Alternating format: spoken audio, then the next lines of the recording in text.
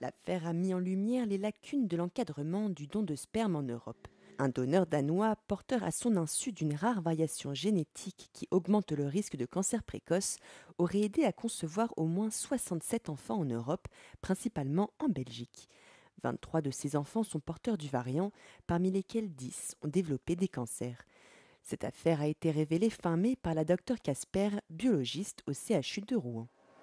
On va avoir une dissémination finalement anormale d'une pathologie génétique, puisque la banque de sperme qui est concernée dans ce cas a fixé une limite de 75 familles issues du donneur. Il y a d'autres banques de sperme qui n'ont pas fixé de limite, mais il n'y a pas de limite au niveau international et au niveau européen. Les règles encadrant le don de sperme varient d'un pays à l'autre. Le don est anonyme dans des États membres comme la France et la Grèce.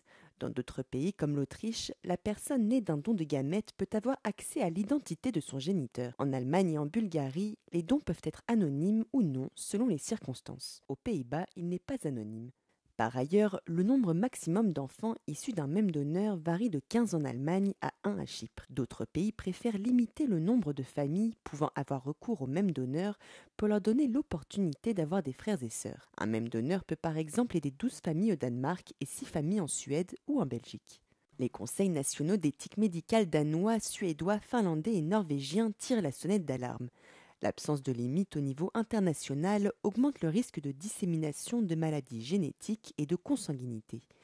De plus, à l'heure des réseaux sociaux et des tests ADN, l'anonymité des donneurs ne peut plus être garantie à 100%.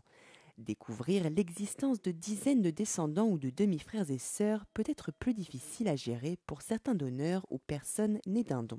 That has to do with the risk that a genetic disease, perhaps, in this case, unknowingly, comes to be spread much more widely than it would have been if a number had been lower. So that's one reason.